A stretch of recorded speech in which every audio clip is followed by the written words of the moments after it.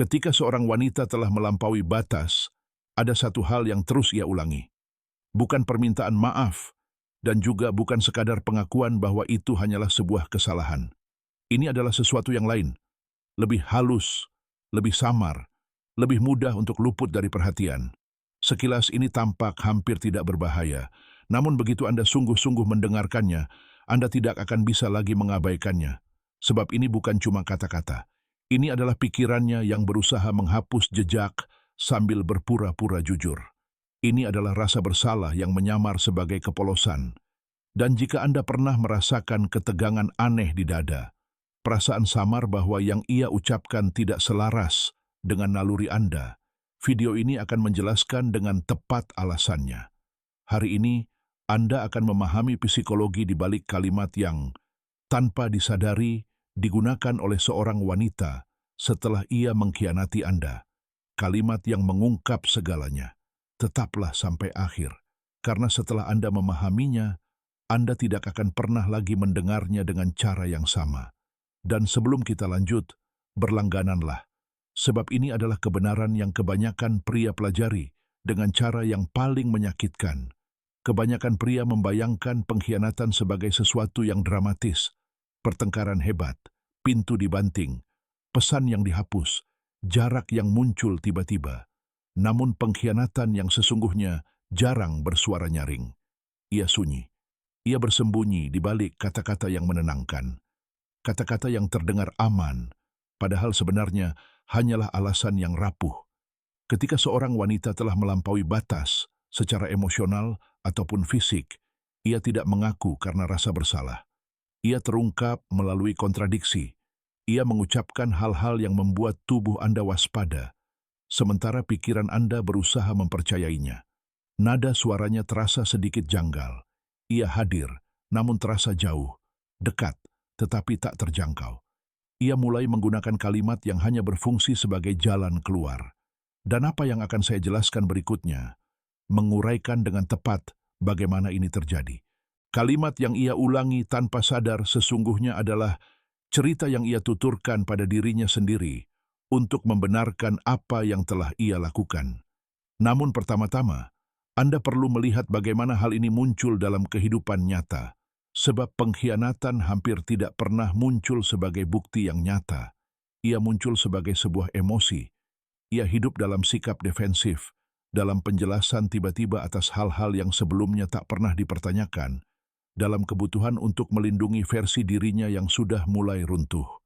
Saat Anda mengenali pola ini, Anda akan paham mengapa kata-kata tidak selalu dapat dipercaya, terutama ketika seseorang sedang aktif menulis ulang ceritanya sendiri. Di dalam pikirannya, ada sepasang suami istri bersama selama 12 tahun, dengan sebuah rumah, seorang anak, sebuah kehidupan yang dibangun di atas rutinitas. Setiap pagi, ia membuatkan kopi untuk istrinya dengan cara yang sama persis. 2 sendok gula, sejenak keheningan. Ia tersenyum, tetapi senyum itu terasa lelah. Mereka berbicara tentang jadwal, tagihan, tugas sekolah, segala hal kecuali tentang diri mereka sendiri. Akhir-akhir ini, sang istri sering berkata, "Aku hanya perlu merasa menjadi diriku sendiri lagi." Ia mengangguk setuju, menganggap itu sebagai stres. Ia berpikir untuk merencanakan liburan akhir pekan. Yang tidak ia sadari adalah bahwa merasa menjadi dirinya sendiri, itu sudah tidak lagi melibatkan dirinya.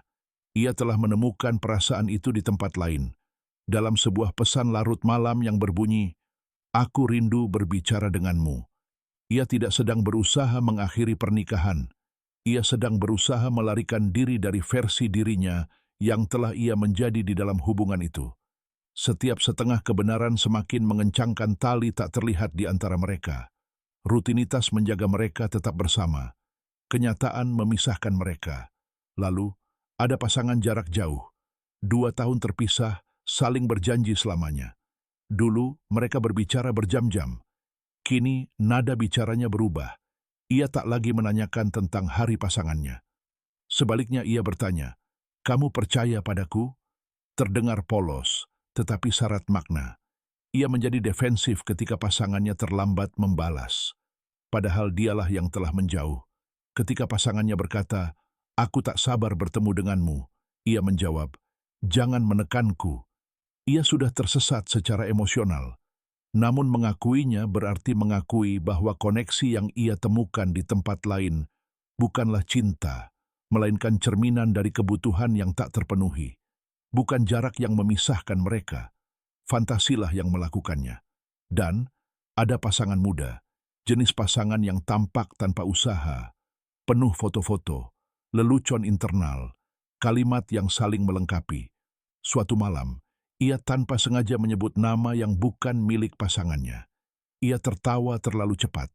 Ia berpura-pura tidak menyadarinya, tetapi nama itu tertanam di pikirannya. Seminggu kemudian, ia mulai berkata, "Kamu terlalu banyak berpikir, kamu hanya tidak percaya diri." Dan perlahan, pasangannya mulai meragukan dirinya sendiri, alih-alih mempertanyakannya. Begitulah manipulasi dimulai, bukan dengan kekejaman, melainkan dengan kebingungan. 3 hubungan, 3 kisah berbeda. Dan jauh sebelum semuanya runtuh, hal yang sama terjadi. Ia mulai mengulang sebuah kalimat. Kalimat yang terdengar polos, tetapi menyembunyikan hati yang bersalah. Dan begitu Anda belajar untuk mendengarkannya, Anda akan langsung mengenalinya. Sebab tak peduli betapa tenangnya suara itu terdengar, ia bergetar di bawah beban sebuah rahasia yang tak bisa ia bawa selamanya. Tanda pertama, yang tak bisa ia hentikan untuk diucapkan setelah melewati garis tak terlihat itu adalah, kamu terlalu banyak berpikir. Sederhana, melucuti senjata, berbahaya. Karena ketika ia mengatakan ini, ia tidak sedang melindungi Anda dari keraguan. Ia sedang melindungi dirinya dari kejelasan. Kalimat ini menjadi perisainya. Sebuah cara untuk menjaga narasi tetap utuh, cukup lama, agar ia bisa mempercayainya sendiri. Pada awalnya, ini bukanlah perhitungan. Ini adalah upaya bertahan secara psikologis. Pikirannya tidak mampu menyatukan siapa dirinya menurut keyakinannya dengan apa yang telah ia lakukan. Jadi, ketika intuisi Anda mulai berbicara, ketika ada sesuatu di dalam diri Anda yang merasakan kebenaran, ia perlu membungkamnya. Bukan hanya intuisi Anda, tetapi juga miliknya. Rasa bersalah yang tak mampu ia akui mulai merasionalisasi, menulis ulang, membangun logika di sekitar kekacauan emosional. Terlalu banyak berpikir sebenarnya berarti, tolong, jangan lihat apa yang aku lihat. Dan seringkali, ia bahkan tidak menyadari bahwa ia sedang melakukannya. Kata-kata itu keluar begitu saja. Nada suaranya menjadi lebih lembut. Tatapan matanya bertahan cukup lama untuk membuat Anda meragukan diri sendiri. Karena pada saat Anda mempercayai intuisi Anda, ilusi yang ia bangun akan runtuh. Tanda kedua muncul dengan lebih halus. Aku hanya butuh sedikit ruang. Terdengar masuk akal. Anda berkata pada diri sendiri bahwa ia lelah, terbebani. Namun ketika pengkhianatan sudah terjadi, ruang tidak berarti jarak. Itu berarti penyamaran. Setiap sikap sayang dari Anda mengingatkannya pada apa yang telah ia lakukan. Kepercayaan Anda terasa berat. Kasih sayang Anda terasa tidak pantas. Maka ia menciptakan jarak, bukan untuk menyembuhkan diri, melainkan untuk bernapas tanpa terlihat. Ia membalas lebih lambat, menghabiskan waktu dengan orang-orang baru, menyebutnya sebagai upaya menemukan diri sendiri. Tetapi ia tidak sedang mencari identitas, ia sedang melarikan diri dari rasa bersalah. Dan perlahan, peran emosional pun terbalik. Ia menjadi pihak yang membutuhkan kesabaran. Anda menjadi pihak yang merasa bersalah karena menginginkan jawaban, bukan karena ia kejam, melainkan karena ia takut. Tanda ketiga muncul ketika rasa bersalah semakin sulit disembunyikan. Kamu pantas mendapatkan yang lebih baik. Terdengar baik hati, hampir mulia. Namun ini adalah pelarian emosional yang menyamar sebagai welas asih. Lebih mudah menyatakan diri tidak layak daripada menghadapi tanggung jawab.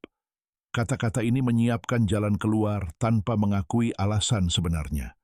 Ia mengalihkan pandangan saat mengucapkannya. Nadanya hati-hati, berjarak. Ia mencoba mengubah pengkhianatan menjadi pengorbanan. Rasa bersalah menjadi moralitas. Namun jauh di dalam, pilihannya sudah dibuat. Dan kemudian datang tanda terakhir, yang paling sunyi dan paling ingkar dari semuanya. Tidak bisakah kita begitu saja melanjutkan hidup? Ini adalah upaya untuk menghindari konsekuensi, untuk melewati tahap tanggung jawab. Apa yang sebenarnya ia katakan adalah, tolong, berhentilah, mengingatkanku tentang siapa aku telah menjadi. Tetapi tidak ada penyembuhan di tempat di mana kebenaran dikubur. Karena ketika seseorang meminta Anda untuk melupakan sesuatu yang tidak pernah benar-benar Anda pahami, itu berarti pengkhianatan itu bukanlah sesuatu yang telah berlalu. Ia masih sedang berlangsung.